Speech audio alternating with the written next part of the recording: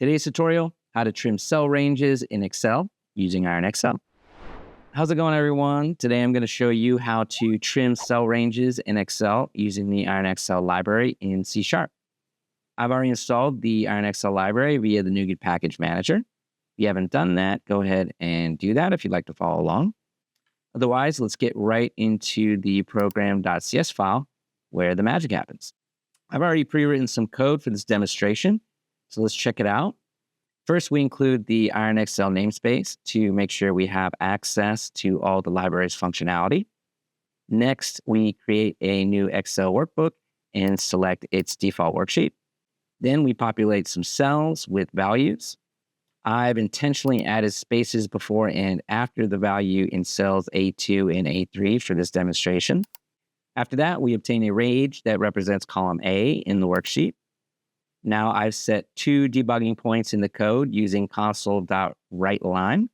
We use these to observe the values in the column before and after the trim operation. Next, we apply the trim method to our column.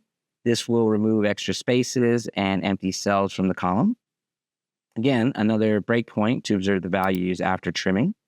Okay, so time to run the project and debug the value at each breakpoint. So at the first breakpoint, you'll see that the column has 4 values. The first and last rows are empty, as expected. After continuing to the second breakpoint, now observe the all rows in range of trimmed column. And you'll see that it only has 2 values, and all empty cells are trimmed. And there you go. You've successfully trimmed a cell range in Excel using IronXL.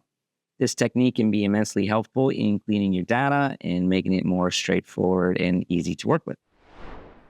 If you found this tutorial helpful, go ahead and hit that like button. And don't forget to subscribe so you can get some more useful tutorials from Iron Software. Go ahead and try Iron Software's 30-day trial license and experience the power of this software firsthand. Go ahead and click the link below in the description. Check it out.